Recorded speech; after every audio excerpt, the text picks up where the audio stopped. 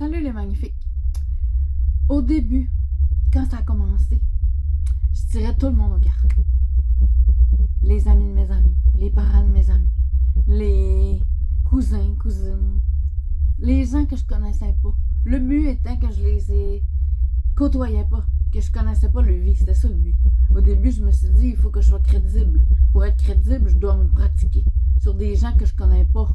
Le chemin de vie, leur parcours. Donc, j'avais des petites cartes ordinaires. Puis, il y en a qui font ça, puis qui sortent des cartes. Tu sais, mettons, ils prennent du 8 jusqu'à l'as ou du 7 jusqu'à l'âge. Mais moi, je gardais tout. Je gardais toutes les cartes, puis je me suis moi-même créé une genre de petite légende. Je me suis créé une genre de marche à suivre. Mais tu sais, quand on croit en nous, hein, puis qu'on croit en nos affaires, mais ça n'a pas le choix de marcher. Parce que ça s'appelle être authentique, croire en nous, croire en quelque chose de plus fort que nous. Donc, dans mon cas, là, ça fonctionnait. Puis ça fonctionnait tout le temps. Puis j'aimais ça, un peu ça. Puis c'est ça qui m'a donné le goût de continuer, tu sais. Parce que, un moment donné, tu viens que tu doutes, mais à un moment donné, ça revient. T'as pas le choix. Il y a quelque chose de plus fort. Fait qu'à toutes les fois, comme dans ma vie, il y a eu des parcours où je me disais, ah non, ça se peut pas, là, je ferme tout. Puis il y a d'autres fois que je me disais, ah non, ça se peut pas, c'est trop magique, il se passe trop d'affaires bizarres, surréelles. Je recontinuais, tu sais.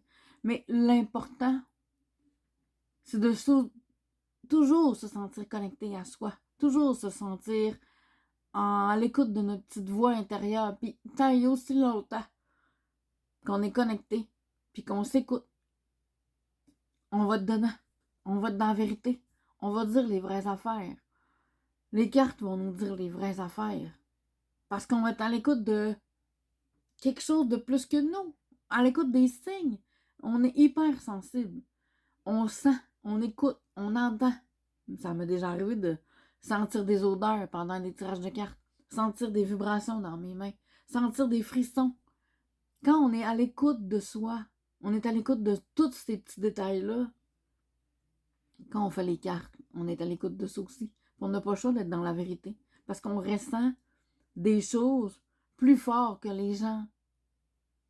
Pas normal, mais on est toutes normales, puis tout le monde peut ressentir. C'est juste, faut le développer, notre sensation, notre sensoriel. Tout le monde est capable de faire ça.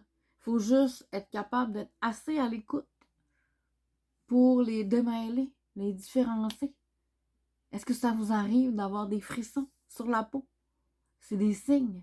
Votre corps, il vous le dit. À ce moment-là, tu pensais à quoi? Qu'est-ce qui t'a donné le frisson? C'est là que tu as une réponse. Pensez-y. Bonne journée.